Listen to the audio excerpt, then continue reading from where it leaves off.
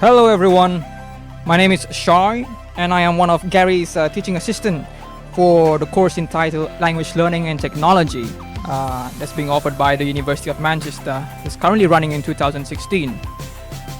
During the week where we discussed about gamification, I briefly presented on the idea of using Minecraft for language learning, in a way an introduction to using Minecraft.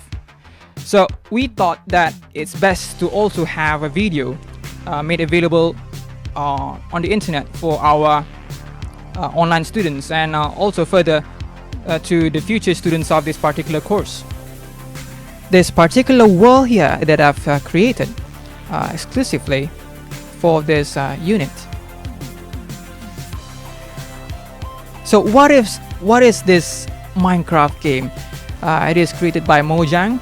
Now it has been taken over by Microsoft. So there will be future developments in that regard, which will be quite interesting to follow. But Minecraft is essentially a discovery world game where you are free to explore the world and free to do whatever activities that the features of the game allows you. And it's also a sandbox based game. Sandbox meaning that you can create things within the game itself. Now, a similar sandbox game is a Second Life, which allows you to create virtual worlds and virtual settings, and you roam around and meet others. Now, the difference between Second Life and Minecraft is that the two differences, I think the two main differences are that in Minecraft you can actually play offline. You do not have to have an internet connection if you are playing as a single player. So that means without an internet connection, you can actually build buildings, create your own world on Minecraft. Whereas in Second Life, you need to have an online connection, an internet connection to actually communicate and interact with the world itself. Another difference that makes Minecraft more appealing than Second Life is that in Second Life, when you create things, there is a certain level of coding, the programming called Slurl itself. I remembered when I did some creation of items in Second Life, it needed me to actually revise how to program and how to code. Whereas in Minecraft, it's basically playing Lego virtually, because you have these sets of blocks here. This is an inventory of the blocks that are available to Minecraft players and items, and it is a matter of putting them together. It's like Lego blocks, Lego bricks, which is why it is quite appealing to young children as well, because it is quite basic. Perhaps I'll just show you how to place blocks. There you go. You got a part of stairs over there, another part of stairs. It's as easy as that.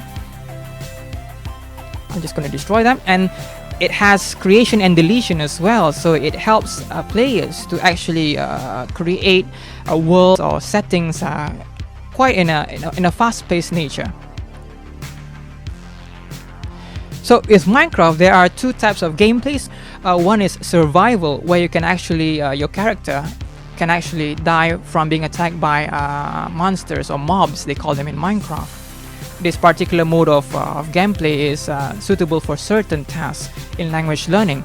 Another gameplay that is safer and friendlier is the creative mode, where you are given all of the items that you need to build a world or to build a setting, and you are thus being given the creativity, the poetic license to actually create a house or create a simple village. So the survival gameplay is a bit difficult because of the restraint that comes with it. While creative mode, it just gives you a blank slate. The sandbox is there. You can just build virtually anything. Minecraft, the main activities that you will be indulging in is that you will mine. Obviously, you will be mining a lot of minerals and items from under the ground, from in the mountains.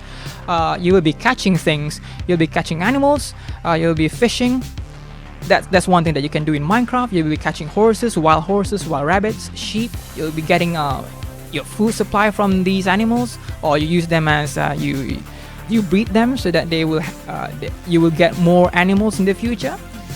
Also, you can harvest things. You can harvest plants in particular. You can plant pumpkins, melons. There are different types of plants that you can actually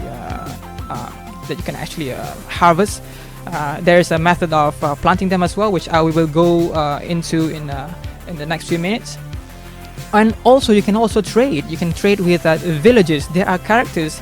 There are computer-based characters called villages. You can trade with them items. And from these items that you get, what you use them for is that you craft things, you create things, you build. That's the idea of where the idea of Minecraft is from. You mine and then you craft. So you mine, for example, you mine stones and then you craft them into stone buildings. You mine iron and then you craft them into iron swords. So that's the idea, or the basic idea of what Minecraft is all about. So how do we use them for language learning? That is one thing that we are interested in this particular video. So let's move on to how it can be used in language learning. So one of the modes of transport in Minecraft is the minecart. The idea of building tracks for minecart to make roller coasters and trains itself is quite an exciting activity for children, because it is reminiscent of building train tracks of the 80s and 90s train track toys. So let's just jump into this minecart here. Let's see if I can get in. Yeah, ride.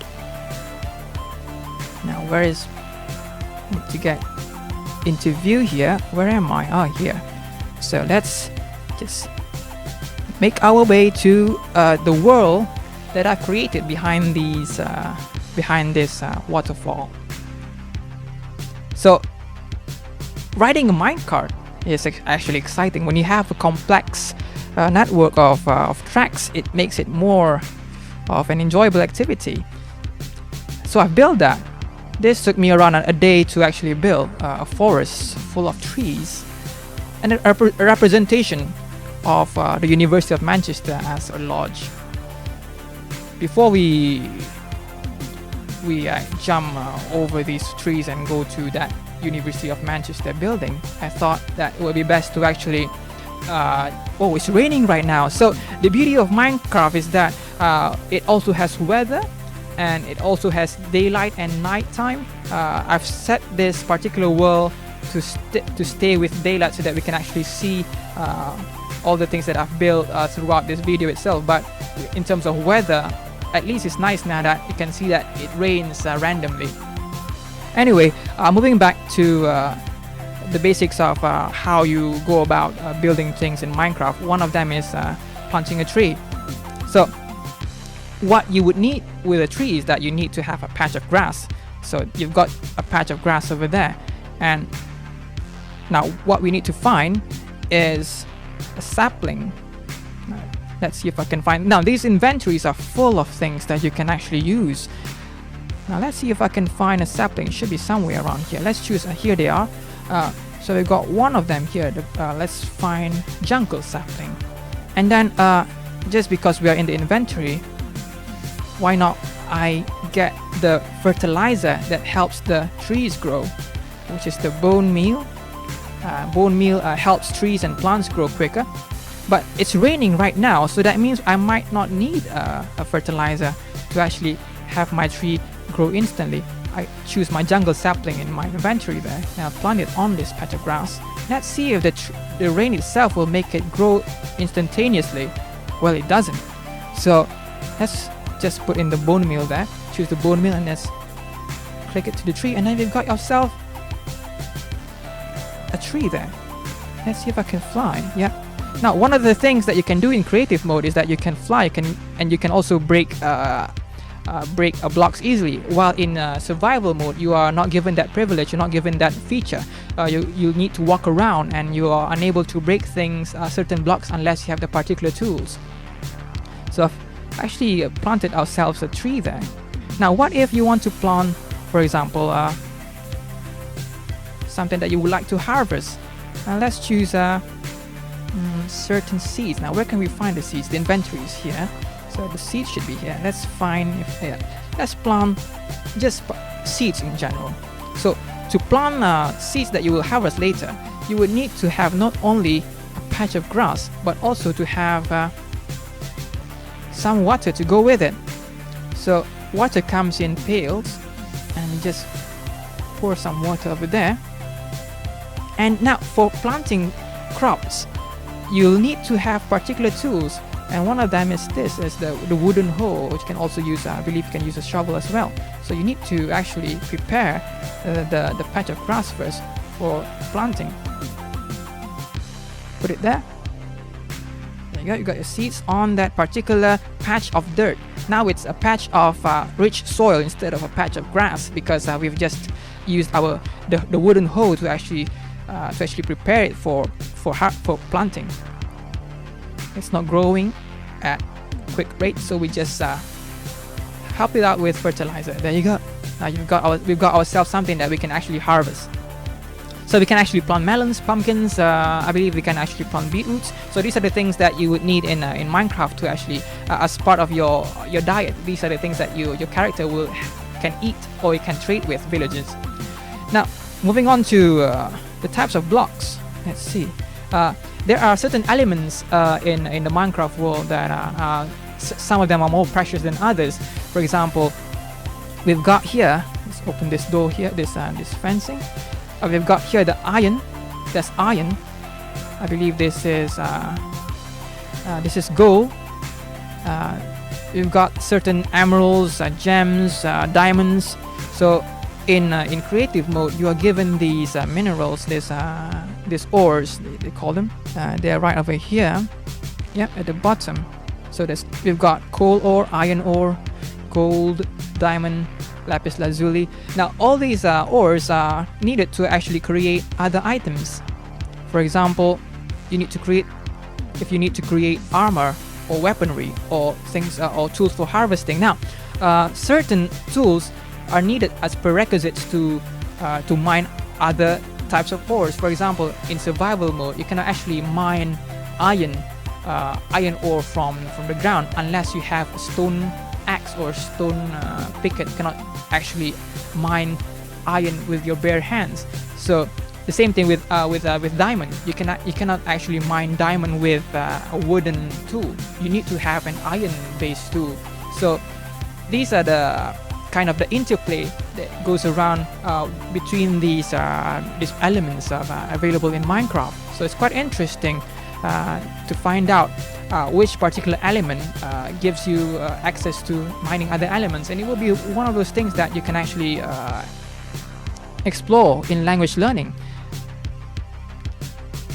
So let's head back to, before we move on to the University of Manchester.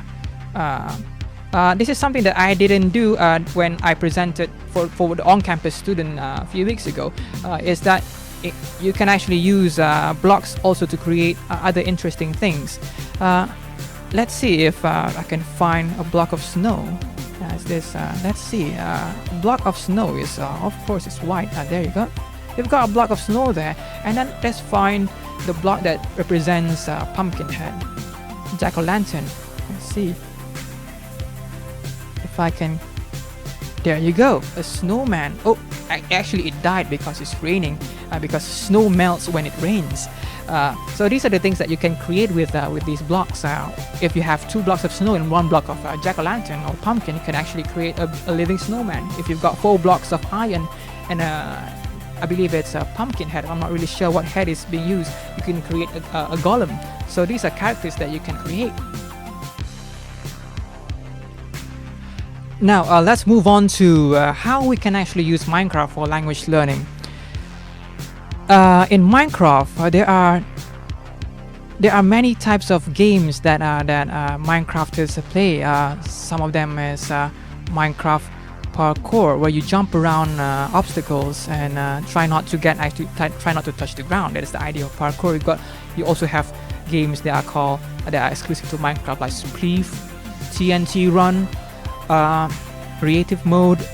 These in Skyrim, And these are games that can be played in Minecraft worlds. Minecraft servers usually have offer them to Minecraft players so that they can actually join multiplayers. Before we move on to the University of Manchester building there, one of the questions that was asked during the session when I presented this, after I presented the idea of Minecraft in language learning, is how do players communicate? Communication is made possible with the button on top here, the one with the speech bubble. When you press it, a text chat kind of feature appears, and then you can actually communicate with others. I will try and show you this when we go further down this video. Okay, and also this is the Minecraft that I'm using. Before we move on, the Minecraft that I'm using is the Minecraft Pocket Edition. I'm actually on my iPad at the moment. The Minecraft Pocket Edition is available for mobile devices, and these are unfortunately not compatible at the moment with the versions in desktops, which is the Minecraft, the full version, and also the versions that you get in video game consoles like PlayStation 4 or PlayStation or Xbox.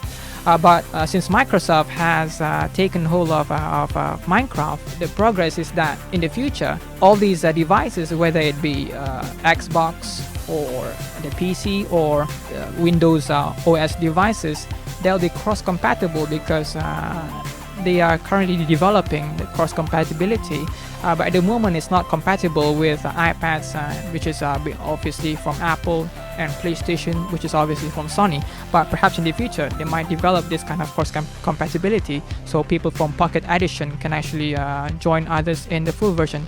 Now let's jump around. Let's see. Let's do some parkour here so that we can reach this UOM, University of Manchester building. Now, I mentioned about games that can be played in Minecraft, but games that can, educational games that can be, that you can create with Minecraft, particularly in language learning, it's not really that many. So I actually asked for the opinion of my daughter on what kind of games that you can actually create with Minecraft. She mentioned a game called Press the Button. Press the Button meaning being a game where you have to find buttons to open doors, because there's a certain door in Minecraft. I can show you the inventory of doors. This particular door, this iron door here, when you install it, is always locked unless you have a lever or a button or pressure plate. It opens it. So the idea of Press the Button game is that you need to find them, the buttons first, before so that you can open these iron doors. Now this particular feature can be used in treasure hunt based games, and so I created one. It's quite simple. The instruction here is find key plates in hidden chests to open doors. So let's get into this indoor kind of world here, and then the first clue is there. It says your first clue is in the pen. Now when I created this game itself, we expect players to be in survival mode. So let's move on to survival mode and see if we can go through the game itself without actually being terminated by the monsters or the mobs that will show themselves when you are in survival mode. So let's go back to the menu and let's change the world. I call it the LLT70061. Now we got several worlds here. Some of them have been created by my daughter because she's very she's quite adept in Minecraft, more than I am. So let's change the game mode from creative to survival. Oh, let's change the difficulty to peaceful so that we don't run into any trouble with the skeletons and the zombies that will be present in the world itself. So let's get back to the world. Yep. So now we cannot fly. Even I can only jump, but I cannot fly because we are in survival mode, and we've got life there. We've got hearts, and we've got chicken drumsticks to show that our hunger. I'm not sure if you can actually see it here, but I can see it on my iPad. So the first clue in this world is that your first clue is in the pen. So players have to roam around and explore. What is this pen that we're looking for? And it is quite tricky because pen, the word pen itself has two meanings, several meanings in fact. One is the tool that you use to write, another is a pen for animals. So this is where you'll find your first clue. The players will find your first clue. Your first key plate, which is a pressure plate to open doors, is in a cave under a small hill. So obviously there's only one hill that something that can be regarded as a hill in this enclosed environment, and that is this one. So players, because they cannot fly, they have to find this themselves. So there is actually a cave, an entrance that leads to a hidden chest. And what is inside this hidden chest is a pressure plate. So we get this pressure plate off the chest here. Has it gone into the inventory? Let's see. Well, it hasn't, because my inventory is actually full. So the idea of survival is that they cannot fly, and they need to find these items because they are not available in the inventory. So what I would like to do is I would like to move back to creative mode so that we don't face this kind of difficulty, because my inventory at the moment is quite full. So I'll change that from survival to creative. The idea is basically similar. You just put pressure plates in front of doors to open them. So it says here, your next clue is in the house with the red brick steps. So these are clues that encourage learners to not only read but to infer the meaning of what these statements are about. Your next clue is in the house with the red brick steps. So these are the things that they need to look out for, and they need to know. They need to be good with the adjectives, and they need to be good at inferencing. So because there are two houses here, and one of them has red brick pillars, foundations, but it doesn't have any red brick steps, and the other one does. So this one does. And the iron doors, you cannot open them. If you click them repeatedly, you cannot open them because you need to have a particular way of opening them, either by buttons or pressure plates. So let's move on to our inventory, and let's find a pressure plate that we can use. Basically, the idea is that you will find these pressure plates, one of them in a chest, and you need to bring these plates to a door that you want to open, that coincides with the clue that comes with the chest itself. So let's put the pressure plate over there. Now you can actually access the room. You've got another chest with a pressure plate, and you grab this pressure plate, and it's there in your inventory. That's the pressure plate. You put it back in, 61. And in the room itself, you also have another clue. Behind a tree surrounded by blue flowers, you climb high. So the clue it's not actually direct, it's not straightforward, and it's actually quite vague, and it encourages learners to explore and roam, and they need to really understand what the clue means. And you can actually set the difficulty of the clues that you set for your treasure hunt game based on your learner's level.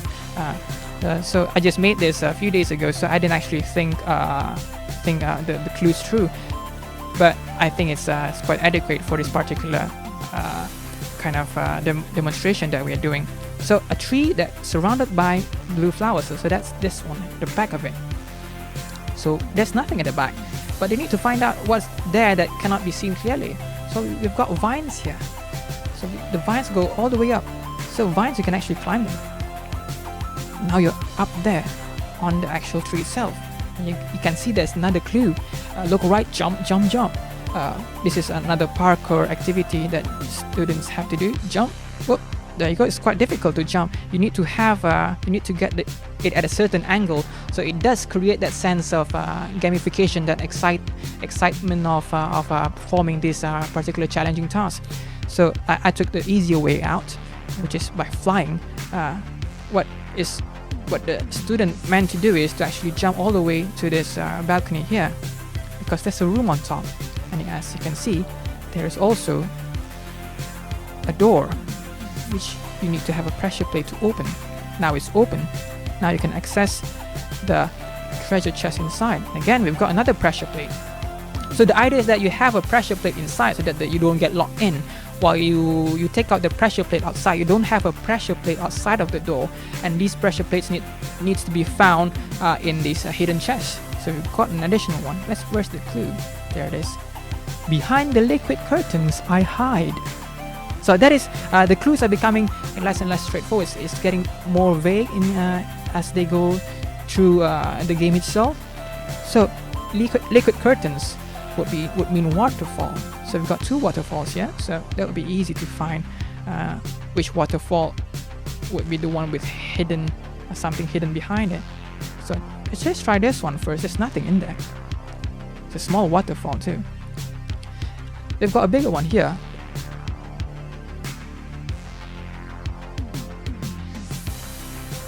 Through the naked eye, you cannot actually see anything behind it. So let's find out if there's a secret place. Oh, there you go. See, there is actually a cave behind the waterfall that you cannot actually see from outside. And in this cave, we've got another iron door. So you place that pressure plate there, and you go in, and then, as usual, you have a chest, a treasure chest, a hidden chest with a pressure plate to be used in another door. You've got a clue: swim up the smaller waterfall. Now we do know that there are 2 waterfalls in this world, and we've got a smaller one. That is, let's see where's the way out. Are we going out? Yep. There's a smaller one over there, and it says swim up. Now, waterfalls in Minecraft, a strange thing, but I think it's to do with it being a game, of course, is that you can actually swim up. Certain worlds use waterfalls as elevators to go up floors, but in this instance, you can actually swim up the waterfall slowly. So that's the idea of the clue itself, to swim up the waterfall. And we've got an iron door in this hidden cave up here. So what we will do next is that we'll put another pressure plate there, and we are in the room. And we've got another treasure chest, and it doesn't have anything. This is just a demonstration of how a treasure hunt game is being used with clues and hints in English, so that readers read and try to infer from questions. So this is the end of the demonstration of the treasure chest, the treasure hunt game, using the press the button or the pressure plate kind of mechanism. What I would like to do now is just to go back to the lobby manually using the stairs. And that is the receptionist.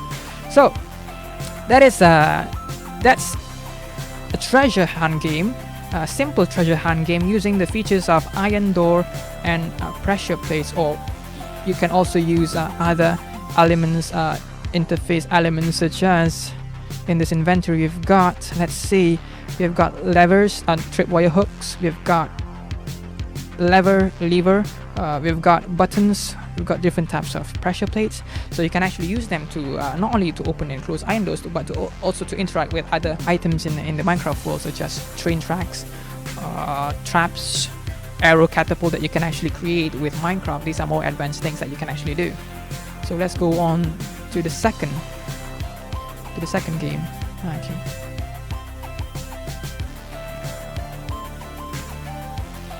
Now this is the multiple choice game. This is a game that uses the idea of doors as well, and pressure plates, the idea of choosing multiple choice answers to a particular question.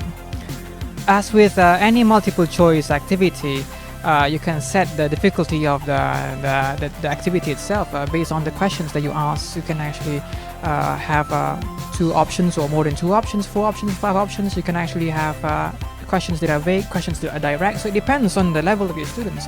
The demonstration that I'm showing you right now is that the idea, the feature of how the features of iron doors and plates and how they can be used to actually create a more gamified kind of approach to performing multiple choice activities it might just add some interest and excitement to the activity itself. So we have here a multiple choice game that I made. The instruction there says that you have to choose the door with the correct answer. In terms of points, gathering points at the end of the activity itself, you need to collect items in the chest that is located in the room that you will access based on the answer that you chose. So for this particular activity, I chose a gem as representing 10 points, while a fish representing minus 10 points. So we've got several rooms in this multiple choice area, and players, students, will go through these rooms depending on the answers that they choose. They will end up eventually in perhaps in different rooms at the end of the activity itself, and they will end up with different amounts of gems and fish that they will be collecting. So that's the idea of this multiple choice game, that it's also a way of assessing the students' capacity to understand questions and to answer them based on the amount of points that they collect. So without further ado, let's move on to this world, the multiple choice game world. I've only created a few rooms just to demonstrate in this video here how the feature of iron doors and pressure plates can be used for multiple choice. So we've got a question here: what does DGBL mean? And so this is a room that I made it a bit creative, but I'm not sure. It looks a bit blunt, but then again, I think it's good enough for this demonstration. So we've got here two doors. One is the left door has the answer above it saying that DGBL means it stands for Direct Gaming Blended Learning, which I hope that all of us know that this is the wrong answer. And the right door is Digital Game Based Learning. So the idea is that the pressure plate is already there, and players just walk to the answer that they choose, and then they get into another room with a chest. You open the chest up and they get either a gem or a fish or any particular item that you want to represent as points. So we've got a gem here, that's 10 points for this particular player. And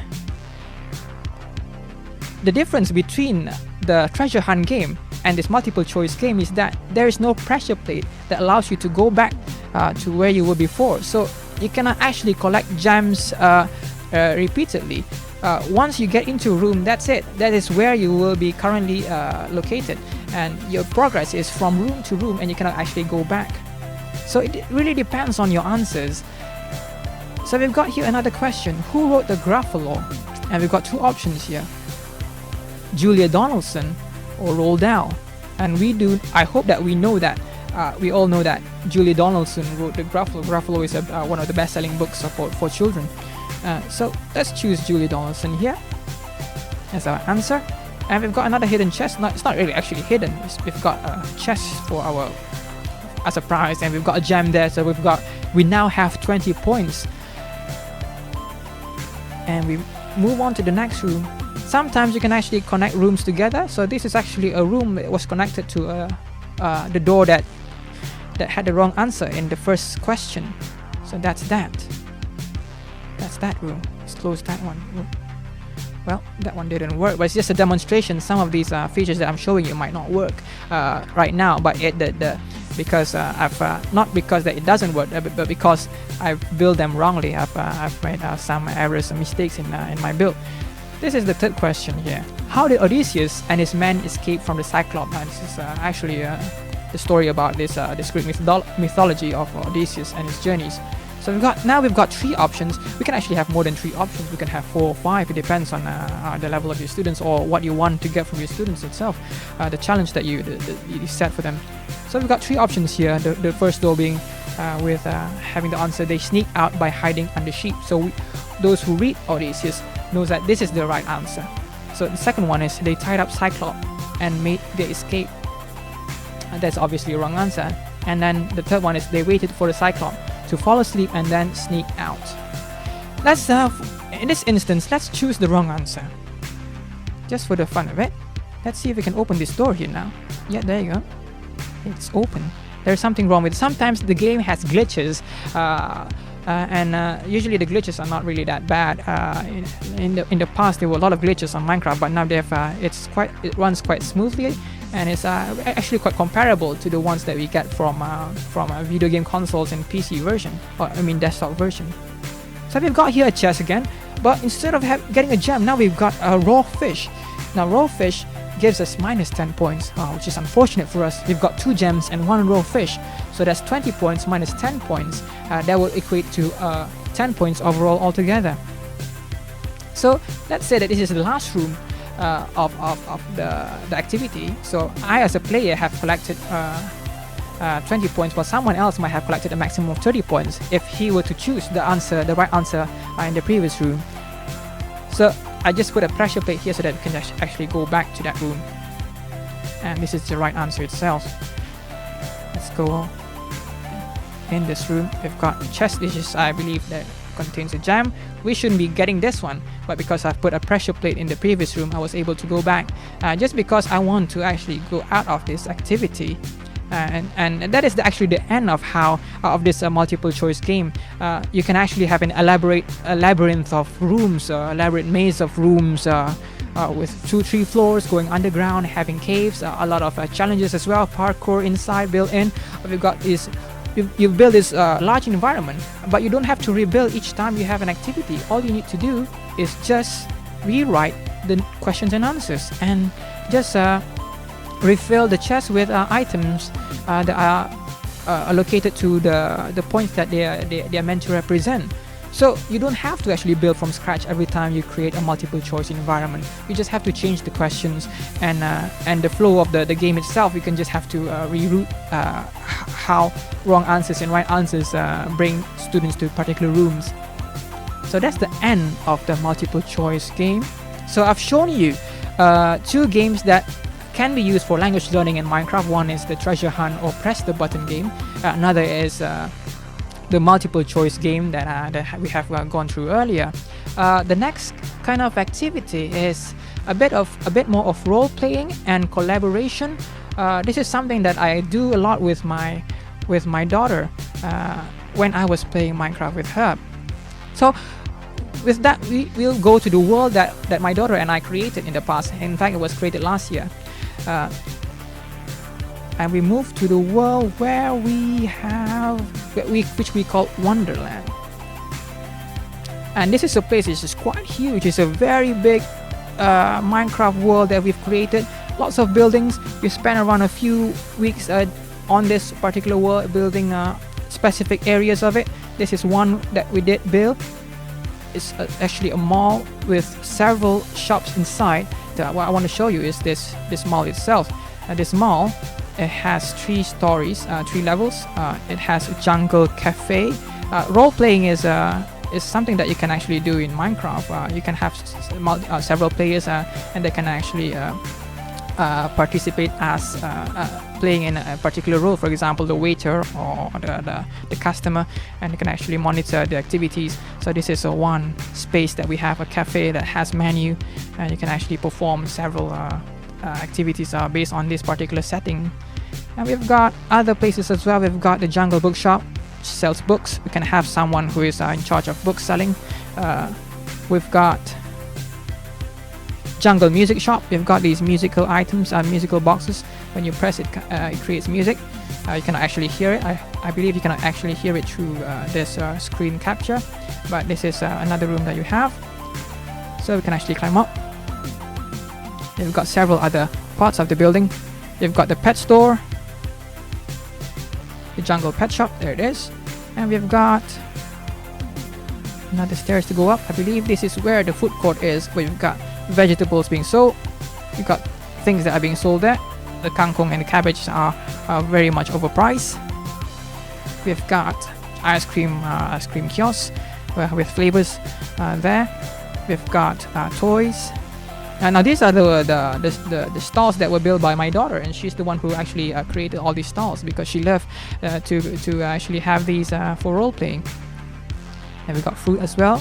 So we got pears for £100. That's actually quite the price is quite marked up. I actually never realized that, but my daughter put that there. And we can make our move back to the house that my daughter and I built, a virtual house that we spent most of our time while building in this particular world. I hope that this world doesn't turn into nighttime, but whenever it's nighttime, that means the players have to go to bed and to actually rest. So that's why we needed to have a house of our own. So we've got train tracks here that brings you all everywhere in this world. This world is quite vast, and we've got several areas of it. Now let's see if I'm going to the right direction. I believe we are going to a village here. So this is actually a village full of villagers, and what they do here is that they breed animals. They harvest. There are 2 villages over there. So the idea is that you go around this track lines to go into these particular areas. And we've got some. There you go. We've got an underground tunnel over there. So these villagers are happy to be here, and they've got their plants here. Their harvest, their crops. You've got your pumpkins. You've got I think this is beetroot. So we'll leave them there. We just don't want to agitate them further. They feel that they need to trade with us. So this is a track line that goes all the way to an area, the main area of this world itself, where we actually had most of our builds, our houses, our statues. There you go. You got several villages there. You can actually see them moving with the minecart. They can actually move around, and this is a block of houses that the villages reside as well. You got actually have one of them on the balcony there. I'm not sure what he's doing over there, but I think he's trying to open the door. And here we are. We are close to my daughter's house, also my house. This is the white colored one, circular in shape. Her bedroom is upstairs, mine is downstairs, and we've got some cabinets where you put things in. We've got a kitchen, we've got a living room, there's a TV there, we've got the setting of the sofa, this is the kitchen where she pretends to cook, and there's the stove and everything. So children love this kind of world where they can actually roam around and create things for themselves. And this is where we put our belongings. We've got weapons, armor, we've got items, food. So our stock here is just in case we need to survive. So these are the things that we have. We've got places where we can actually create things like armor or create food. Just press one of them. This is the furnace. We can actually cook. We can actually have chicken. We can actually have let's see, we are meant to put coal underneath so that it's cooked. So we can actually create other stuff as well. We can actually repair or name a book. We can rename it as my book, book 1. So these are the things that you can do. There's a lot of things that you can do in Minecraft. So some certain specific blocks have specific things that you can actually use for. This is something that you can. This is a craft table. So you need to have 4 bricks to create a brick block. There you go. So these kind of things are a bit more advanced for us to go through in this particular video. But the idea of creating things in Minecraft also expands to using special type blocks to help you create things. Currently my daughter is outside playing with another iPad, and she's if I were to access her iPad there, I will be able to see myself. But let's just say that you are curious on how the characters look like. So let's move the view to third person, and you can actually see myself there. That's me in glowing armor. I'm just gonna give you a quick tour of this world. It's raining and it's a bit foggy, so you can actually see what I meant to show you from afar. So we have to go back and we have to go closer. These are the statues that my daughter actually built. This is Ballistic Squid, character, YouTuber who plays Minecraft on YouTube, and this is like I mentioned earlier, is Stampy Cat, and he's quite popular as well. Stampy Cat, Stampy Longnose. So she built that. There are some guides on the internet that you need to read on how to build these statues. And my daughter loves to go to bookstores and to look for books on Minecraft. In the past, these books are not really on her reading level, but it's something that's around 5-6 years above her. But she got excited, she got interested with Minecraft, and she developed this kind of need to actually learn how to build advanced things on Minecraft. So which is why it is really helpful in terms of reading habit as well, because other than the books created by these YouTube characters, you've got a lot of these guides on walkthroughs and gaming guides and survival guides in bookstores, and they are not meant for really young reading level, but those who are in her age, she is actually 7 at the moment, they try to persevere and read these books that are quite challenging for them, and then in the same time it develops their vocabulary, the capacity to read. So these things are quite interesting and quite relevant to language learning itself.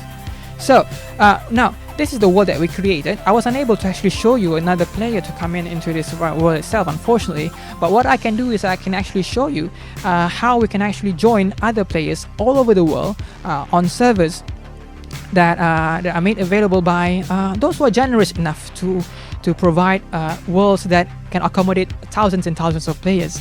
So in Minecraft PE edition itself, You can go to friends, and I've got several servers here. Hopefully some of them are working. Let's just choose this particular world, Mcvika.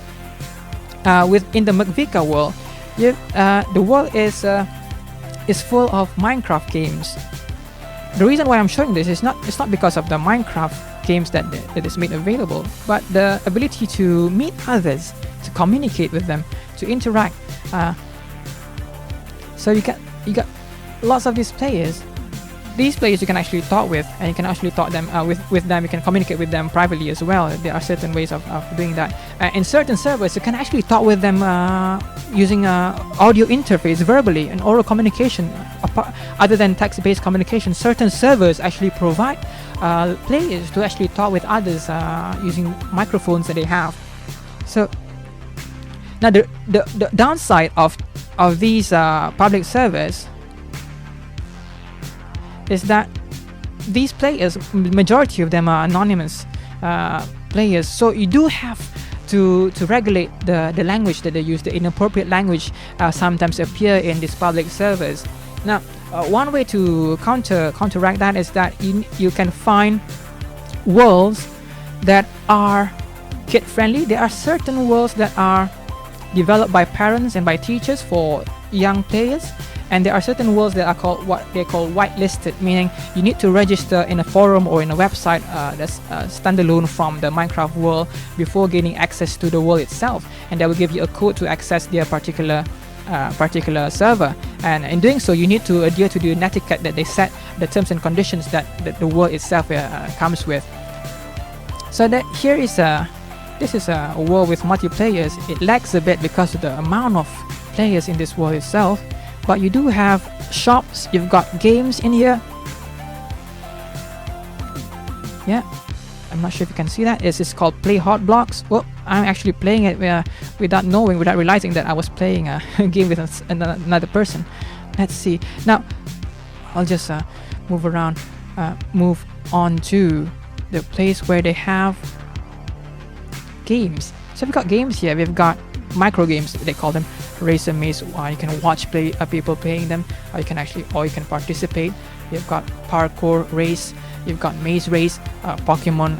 I don't know why it's called Pokemon, but yeah. So these are games that you can play with others all over the world, and then you have this kind of the leading score list, best players and whatnot.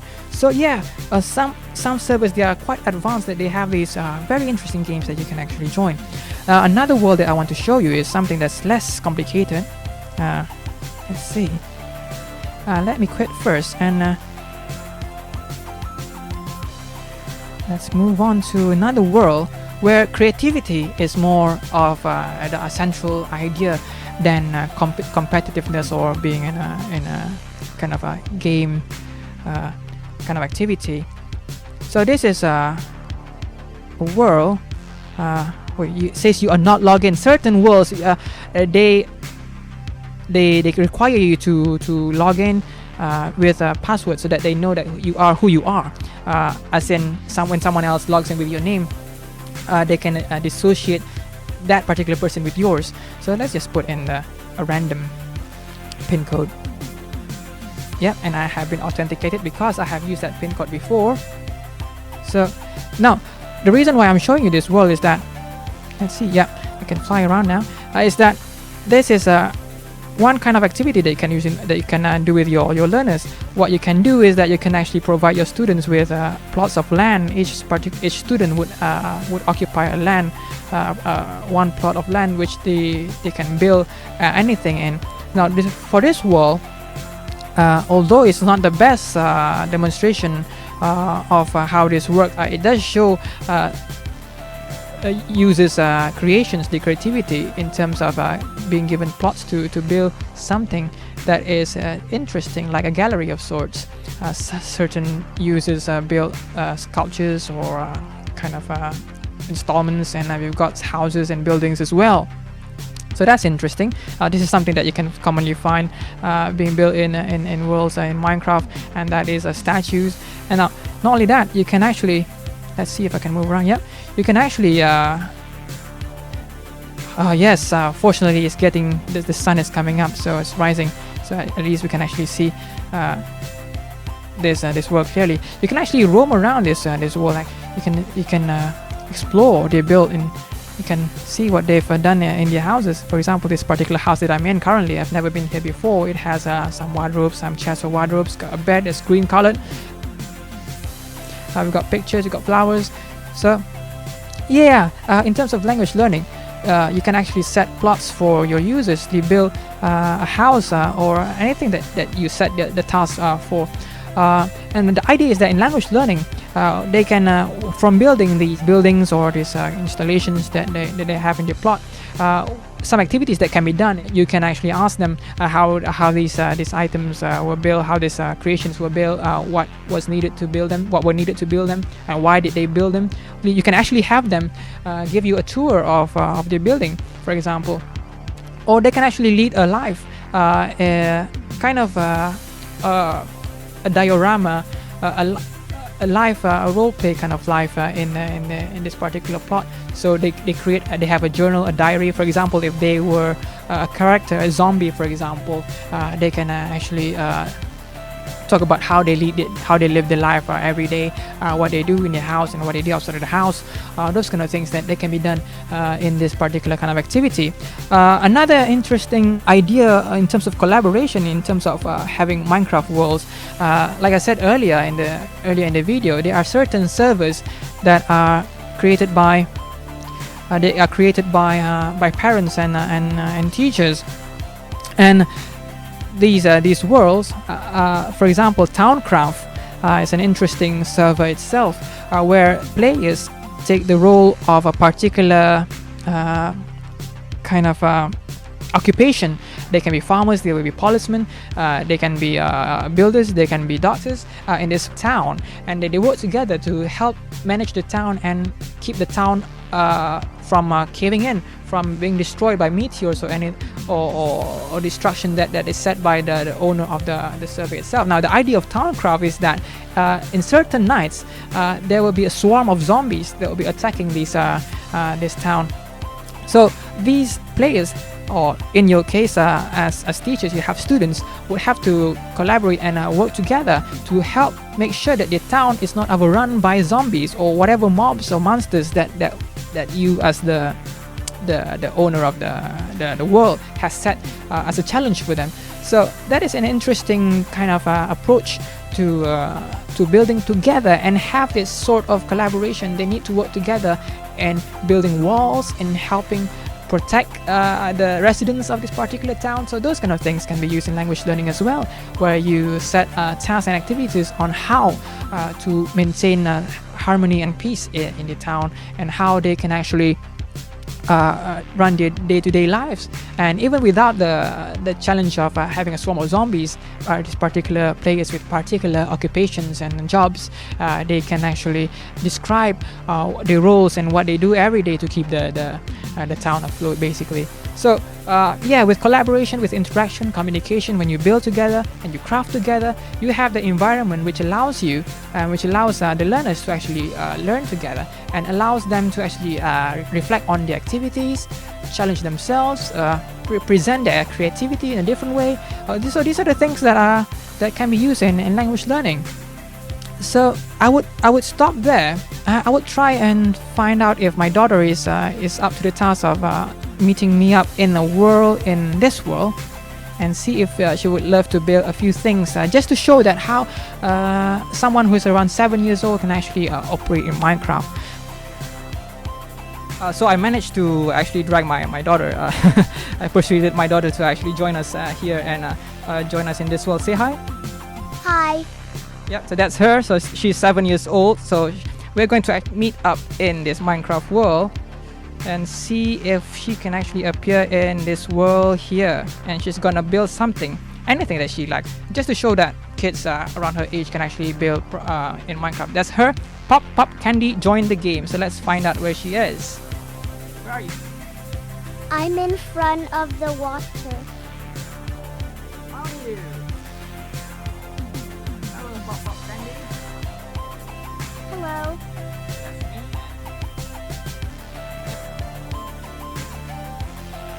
build anything? Sure. Alright, I'll just let you build. Okay. Alright. So at the same time, in the meantime, I will just let's her building. Yep. See how quick that is? Wow.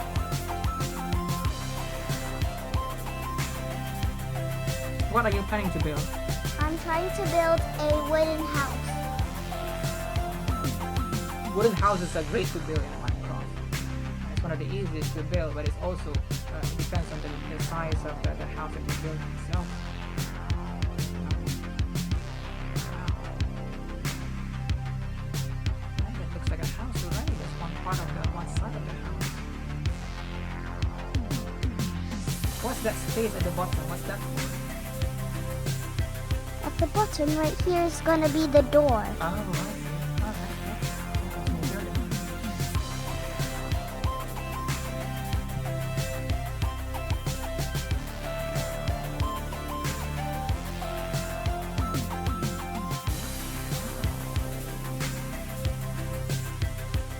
Now you can actually see it from my screen, but she's actually choosing in her inventory the blocks that she needs.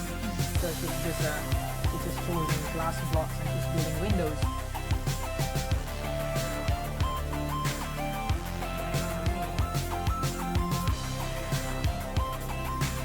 That's a very nice front feature of a house.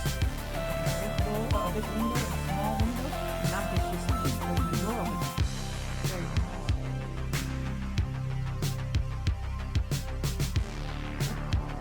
So she's building it this way.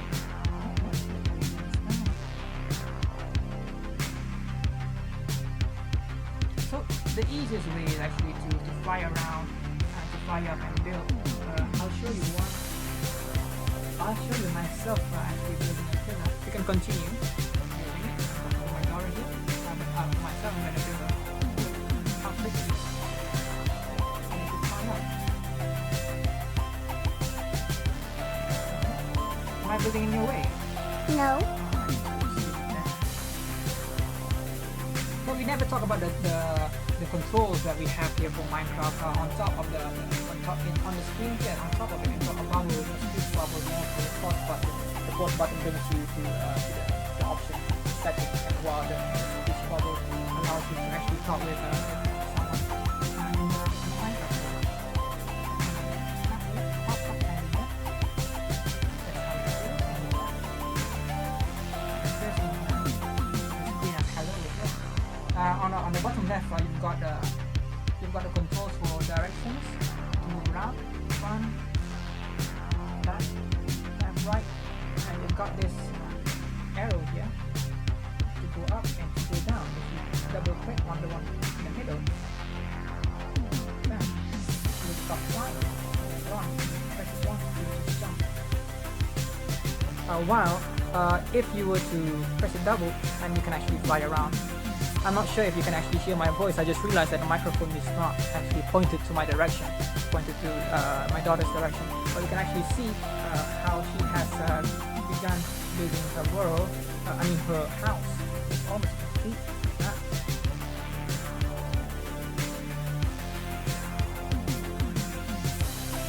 So what we're building there next? I'm gonna build another floor. Another floor. So this is gonna be at least a two-story house. How are you going on? Good. Alright.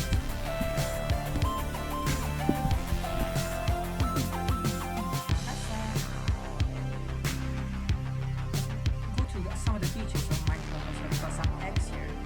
So these are eggs, when you pull them out to the Minecraft world, they actually create the animals, the creatures that is respective of the egg that you choose. I'm looking for a house lot. Here it is. And the reason why I'm looking for a house lot is that with house lots you can actually tame them. What do you use to tame ocelots? Meat? Probably fish. Probably fish, yeah. Raw fish, something like that. Sometimes I don't know what to do. My daughter is more informed of how to create these Minecraft features. So let's ocelot here.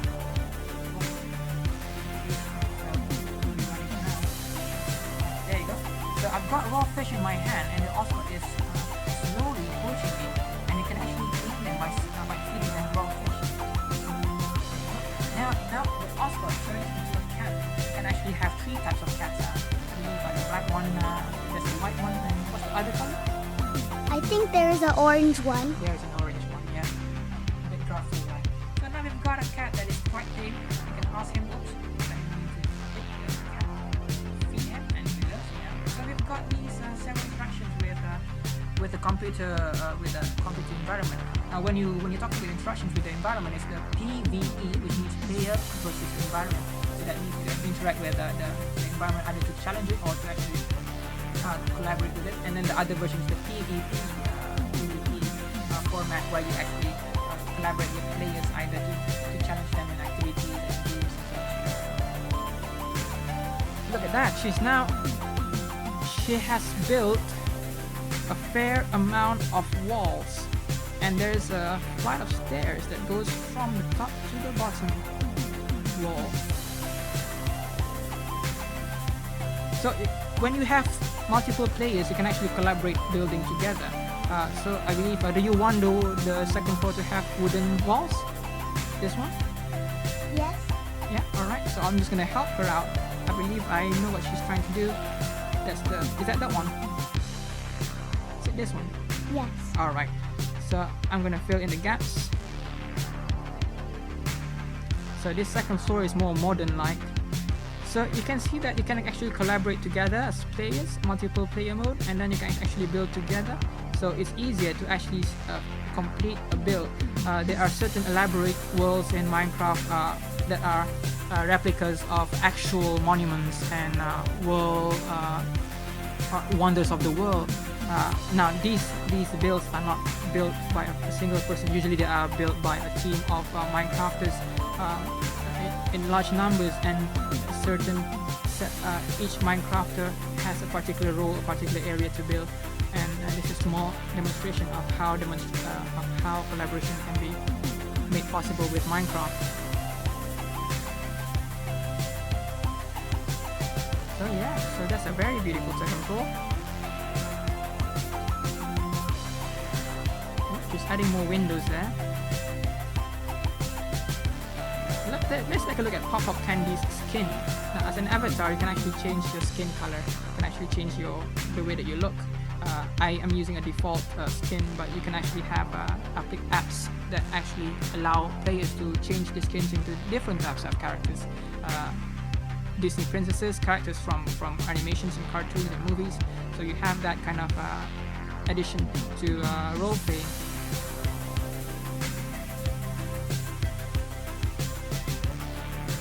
Now, I'm just gonna go into the house at the bottom. I'm pretty sure it's gonna be dark because there won't be any lights in it. Let's see. Go here. Oh, it's quite nice actually. You can actually, the lights are coming through from the second floor, but I'm gonna add just a block that would give us some more much needed lighting over there. So these are the blocks that you use to actually add light to a dark place. You can also have torches as well. There you go. Let me get out of this house.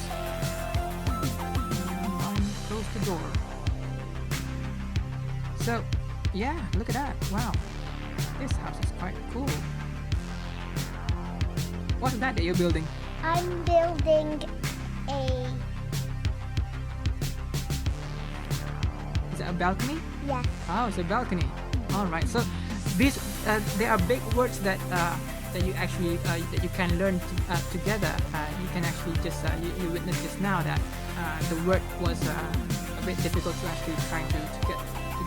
It's at the tip of the tongue, but it needs some help with identifying what word is associated with what particular part of the building itself. So the balcony, the word balcony itself was the one that we actually figured out together. Look at that, that's a very nice balcony. It looks like a princess's balcony. Yeah. And what's that? Is that another floor? No, I'm just building the roof. Oh yeah. You need to have a roof so that rain would not get into your house.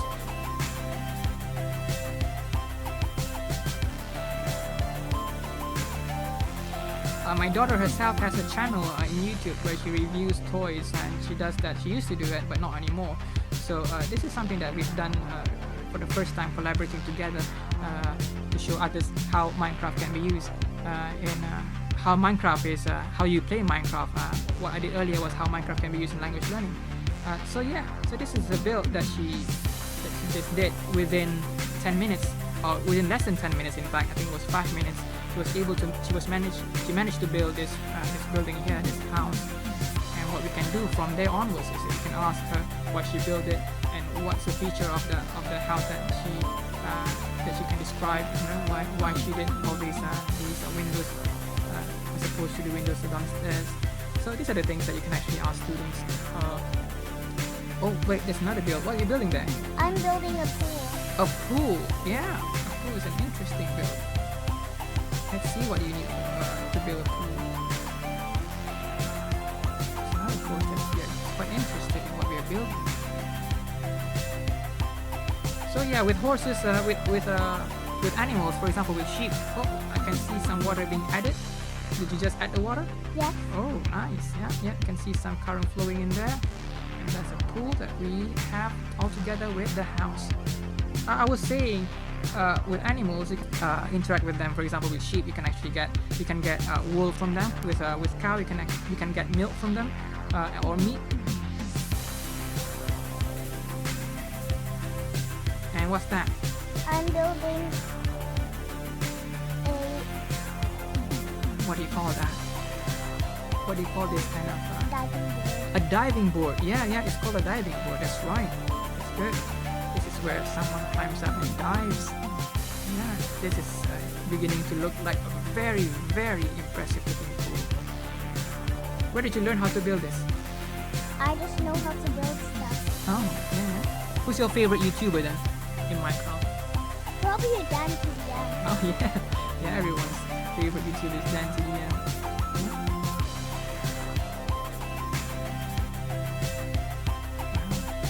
I think we'll just end the video right about here at this point, because she's busy building what she has built so far within the 10 minutes that we spent on this particular activity. She managed to build a pool and she managed to build a house, and you can actually see how adept and how fluent children around her age are in terms of building Minecraft. She didn't need my help. I'm just flying around. I helped a bit, but that's to do with showing you to demonstrate how collaboration can be done in Minecraft. So I'm gonna leave her this iPad so that she can explain what the house is all about. You want to talk about your house? This is one. Yes, I have glass windows like in a line at the top because because then it will be dark. And there's a bedroom in here with some grass and flowers. And there's also a balcony right here. It's very high. And here I have a pool full of water and a diving board. I could dive and I add some ladders. I did my house 2 floors because I didn't maybe have enough room. This is supposed to be a kitchen, and this is the table. I have some small windows and I have a staircase going up. This is the bedroom with the books and a little area where you could cook your food. This is the bed. These are some nice purple flowers. This is a chest. You could put stuff in it. You could go down here. There's a lot of new animals. There's a sheep that's black. Just a patch of grass that's fall. And this is a black cat. So you could like spawn a cheetah with a cheetah egg that is yellow that has brown spots, and then you could get fish. You could get this spawn egg, and then you just spawn one, and then you you get some fish. And the fish is here. And then it will start coming to you. You take it slowly.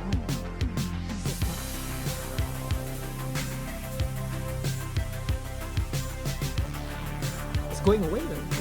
Yeah, but when you feed the fish to the cheetah, it turns into any kind of color cat, like this one, the black one. And you could tame it to sit. What's the most? What do you like about Minecraft? Why do you like Minecraft a lot?